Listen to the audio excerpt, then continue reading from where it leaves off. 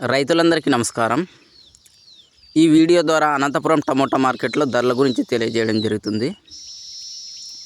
ఈరోజు అనంతపురం టమోటా మార్కెట్లో super top 210 రూపాయలు, ఎక్కువ మండీల్లో 200 రూపాయలు టాప్ రేట్లు రావడం అయితే జరిగింది. ఇంకా కొన్ని మండీల్లో 180, 190 ఇలా అయితే సూపర్ టాప్లు అయితే రావడం జరిగింది. సూపర్ టాప్లు అనేది 1-2 లాట్లు మాత్రమే అయితే వెళ్తున్నాయి. ఇక అందరికీ యావరేజ్ ధరలు అనేవి పడుతున్నాయి.